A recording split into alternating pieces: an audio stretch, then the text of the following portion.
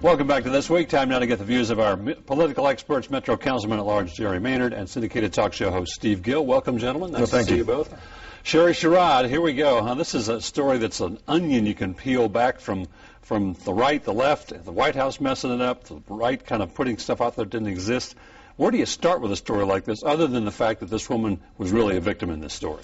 Well, the story wasn't creating stuff that didn't exist. She said what she said, right. And I think certainly if you take, well, it was not edited by Andrew Breitbart. It's what was sent to him. But even the edited portions, I think you have to ask yourself, what's this woman talking about when she says, you know, I sent them to a white lawyer so they'd be represented by their own kind.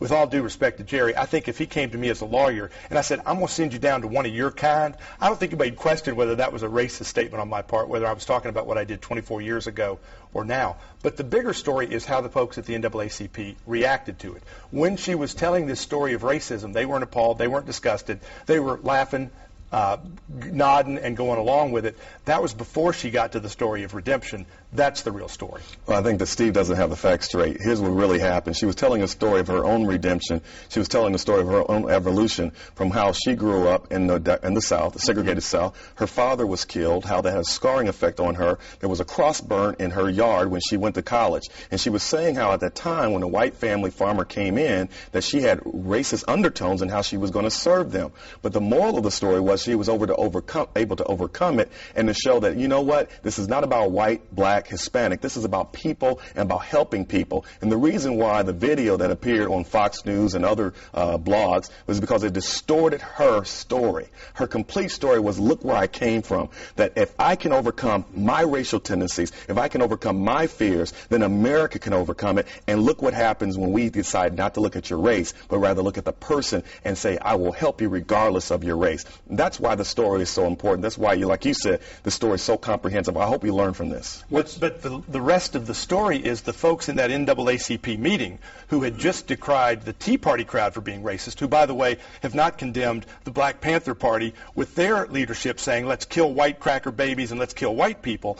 They were nodding and going along with the story when they didn't know where she was heading with the story. That's the racial part. I think that if you look at the whole video, at the beginning of the story, she says, I want to tell you about racial reconciliation. She started the video by saying, I'm about to tell you what's about to happen. If this wasn't some thriller where we didn't know where she was going with the story, and then all of a sudden they started clapping. They also clapped when she said, this is not about race. This is about people who have and people who do not have. And you got more claps for that. But let's deal with what's really going on. And that is, you had a blogger who is intent on trying to destroy the Obama administration by any means necessary, who was trying to demonize the Obama administration and demonize Obama administration officials. You first started with the guy who's the environmental czar, starts then with Shirley. And so you have an intent to distort their records in order to attack Obama and attack the NAACP. What Fox got wrong is they should have looked at the story and had more of a journalistic standard as opposed to just showing a video without finding out what was the real context in the real video. And I'm really upset about this because this is not the first time that's happened, and it continues to happen. And I think that Fox News owes her an apology because this video should have been vetted. It also should be a case, though, that MSNBC, CNN, ABC, NBC, CBS ought to be showing the Black Panther video of folks intimidating people at ballot boxes. Eric Holder and this Attorney General, this administration decided not to prosecute these guys on tape, intimidating voters at a ballot box. And then you learn the rest of the story about this guy. He's out on the street encouraging black people to kill white people and their children. Why isn't that story being aired on things other than Fox? Well, my thing is I'm here to talk about the Shirley Sherrod because, as the host asked me about that, if you want to talk about the Black Panthers, what I will not do is leave the story about Shirley Sherrod, leave the story about what happened with Fox and these bloggers, and leave that story and say, well, you got this other issue, why don't you talk about that issue? No, let's talk about a lesson learned here, and that is the Obama administration made a crucial mistake. They made a crucial mistake in not vetting the story. The NAACP made a crucial mistake in not vetting the story. And what happened is they were so sensitive that a story about an official currently stating that they involved themselves in racist behavior.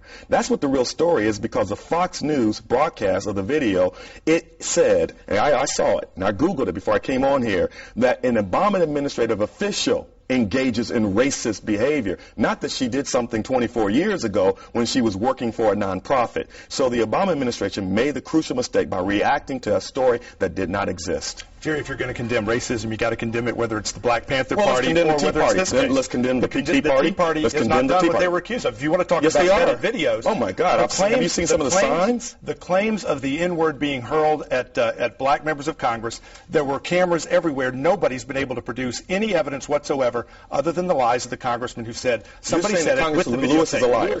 I'm saying that he said it, he's a liar. And there's videotape around, and they've been offered $100,000 to prove it, and he hasn't proved it. Congressman John Lewis is an American hero, a civil rights hero who went to Fisk University. Are you accusing him of being a liar? If he's saying somebody said the N-word at him when the videotape is on it and it's not there, him saying it isn't good enough, Jerry. Okay. If the videotape's on it and it doesn't happen, the truth ought to trump what he says. Steve, you and I will disagree with that because I have the utmost respect for Congressman John Lewis. He has more credibility than me than any cameras, and if he says they said it to him, he has no reason to lie. You're not going to believe your eyes, you're going to believe what he said. I'm going to believe what he said.